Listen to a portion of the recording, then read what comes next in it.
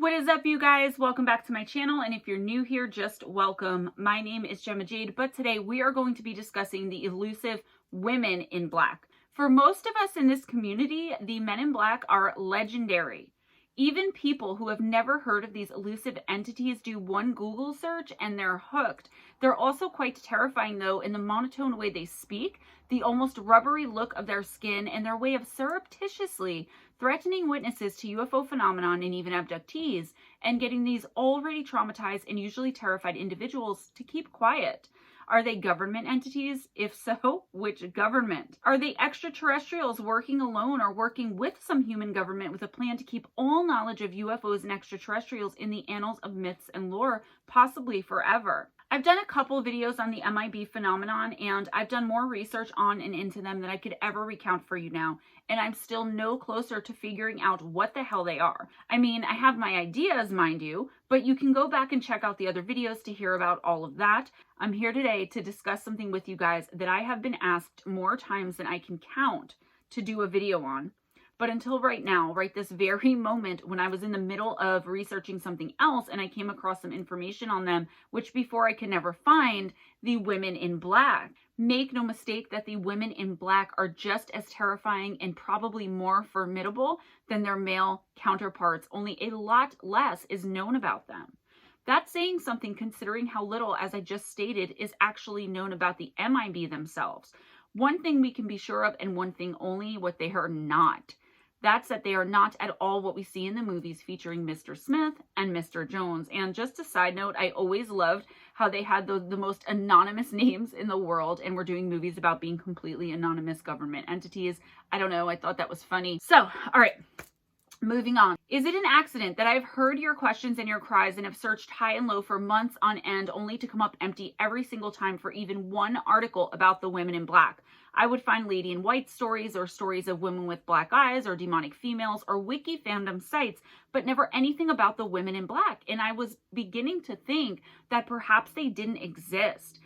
Boy, was I wrong. What I found with the women in black, though, upon reviewing the very limited information I could find, is that there is a very supernatural element to them that I haven't always come across with the men. There's no way to mistake anything said about them as some sort of government conspiracy or cover-up either. It's like, while they're connected to the MIB, they're in a league and class all their own. So this is what I know so far. Centuries before they set out on a mission to silence experiencers and abductees and anyone involved with exposing any sort of UFO phenomenon, these women roamed the hillsides and valleys by night. They still silenced people, though, way back in the day, only they were silencing the alchemists. It was those of us who made the claims that goblins and pixies and all types of creatures were in fact real. Those who made public and even private proclamations that the Fae and other supernatural entities and creatures were in fact real and did in fact walk among us. While today these women are known to appear in beautifully kept yet extremely old-fashioned black Cadillacs, these women of yore arrived at one's home upon a beautiful and shiny black stallion whose eyes glowed. They then moved on to horse-drawn carriages, drawn, of course, by the same glowing-eyed stallions I just mentioned. Believe it or not, this next one, it's a known fact, or at least as close to a known fact as anything we can get in this community, that in the 1920s, a woman in black showed up in a very public, publicity-based footage for a Charlie Chaplin movie. The movie was called The Circus, and it was made in 1928. The footage is undeniably real, and though many have tried to debunk it, it has been proven it wasn't tampered with. The woman in question is a little old lady, seemingly, wearing a long black coat and a black hat pulled down very low over her face. She's wearing all of this while walking nonchalantly in and seemingly not disturbed at all by the Los Angeles heat. She's also holding something to her ear, and many people who have reviewed this footage have come to unequivocal conclusion that it's a cell phone. She seems to be speaking into it as she walks. It's also strange that she's wearing almost comically large black shoes. Considering her small stature, these seem to be even more out of place than the modern day tech. This woman also seems to be taking great measures so as not to be seen too clearly or too closely.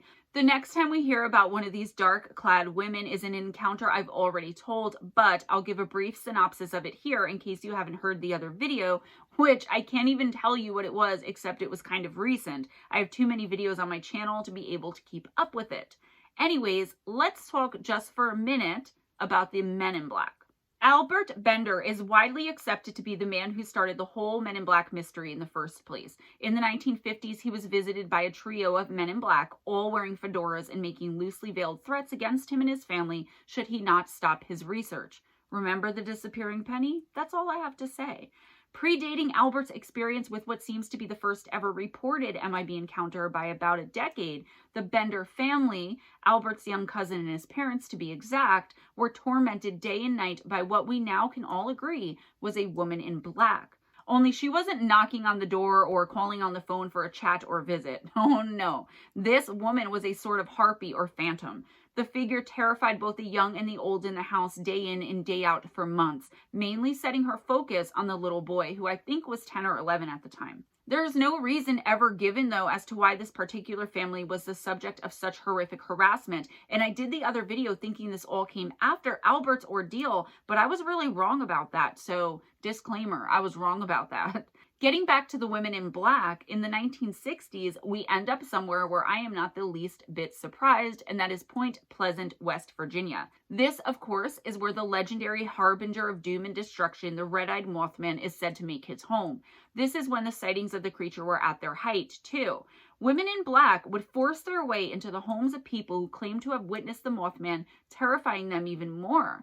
These women would knock on the doors and claim to be census takers, and then when the doors would be opened by some poor, unsuspecting, and possibly already traumatized witnesses, in the women would go. They would kind of like put their foot in the door and push their way in, which is crazy. Like, if that was my house, somebody's getting punched in the face, and it's probably not going to be me. Whether they were invited in or not, again, in they went. Once inside the homes, the questions started off as basic and routine. How many people live in the house? Yada, yada, yada. They soon took a turn for the crazy, though, as they became more intrusive and extremely persistent and were focused on the witnesses' account of whatever they had seen. They were asked about unusual telephone interfaces, if they were having strange dreams, and even if they believed in the supernatural, paranormal, and or the occult in general. They were asked what those beliefs entailed if they answered in the affirmative. It was all very bizarre and I'm sure quite terrifying to the average 1960s household. In fact, one of the women in black who made the rounds in Point Pleasant at that time claimed to have been the secretary of John Keel. John is an acclaimed author and expert on all things paranormal and supernatural and actually wrote the Mothman prophecies. Just like the men in black, this one turned up on the doorsteps of scared residents in the dead of night, seemingly waiting patiently and politely to be let inside the home, only to grill the mystified inhabitants about their alleged experiences. The women seem, at least in my opinion, to be a bit more thorough and calculating, as they aren't as awkward and they ask much more detailed questions about the supernatural and paranormal in general, as well as whatever the topic at hand is. The MIB are solely focused on extraterrestrial, on UFO. The women in black want to know about paranormal, supernatural, occult, which is why, you know, when the phantom woman in black appeared to Albert Bender's nephew, I'm going to find out which video that is and try to put it in here somewhere. I thought it was some kind of ghost or creature, but come to find out, I actually do feel now, after doing this research, that it could very well have been a woman in black.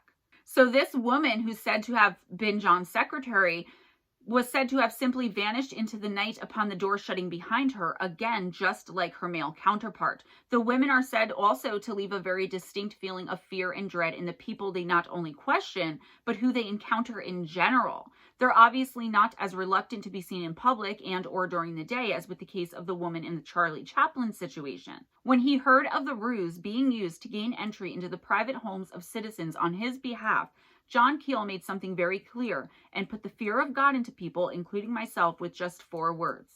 I have no secretary. In Britain in the 1980s, there was a wave of encounters with what were being called, quote, phantom social workers, end quote. It came seemingly out of the blue and were eerily similar to what had come to be known as the census taker event of Point Pleasant in the 1960s. Perhaps the worst event so far, in my opinion, and that of many others, was this particular UK event. What made it so horrible was that these women were showing up at the homes of these people and claiming they were there to investigate reports of abuse and neglect of the children in the household. These parents were already traumatized by their previous UFO encounters and situations, and eventually, in a panic, collectively and individually, called the police to report these quote-unquote phantom social workers. The women made fast exits and again seemed to disappear into thin air upon exiting the home. The parents were all the more traumatized and somehow became convinced that these women wanted their children. They were convinced their children would be kidnapped and taken away, not by the state or the country, but by these women, and even in some cases it was believed the children were going to be taken by the UFOs the parents had originally encountered.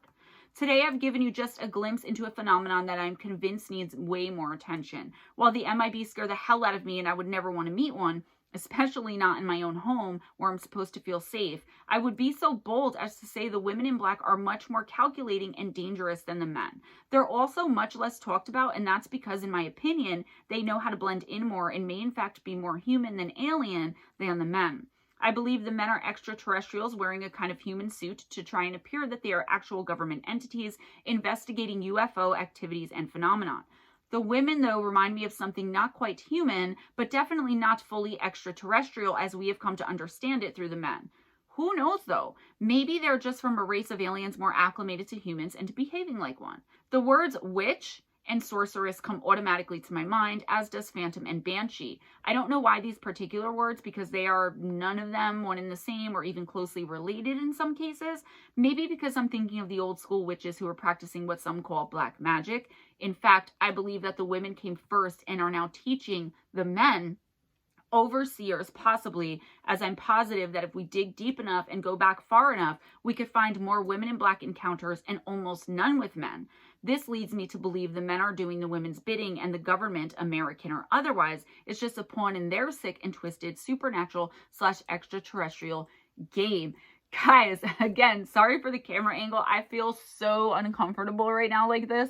Like everything's just all crooked and weird and it's up here, but I got new equipment and I kind of have to figure it out. So that's all I have for you today. I know this is a really short one, but I was so excited to find women in black information that I had to put a video out right away. Like I just wrote this. So I'm going to be starting on the April monthlies for my patrons and also for MoonBearOracle. Be patient with me. I'm trying so hard to get caught up, guys. It's been a crazy few months. Please give this video a big thumbs up if you enjoyed it, if you enjoyed the content, if you enjoyed hanging out with me. I really have to get my likes up because likes compared to views is like no good, guys. Subscribe if you haven't already, and please spread the love by sharing this video. In the description box, you will find links to the live streams that I do each week, and also to some live streams that I've done, like my interview with Gypsy Road or being on Paranormal Chop Shop. SOR, Spaced Out Radio, on Saturday and Sunday nights from 11 p.m. to 2 a.m. Eastern Time. You can find me there on the After Hour Show with Big Willie Townsend and the fedorable fedora-wearing John Hudson.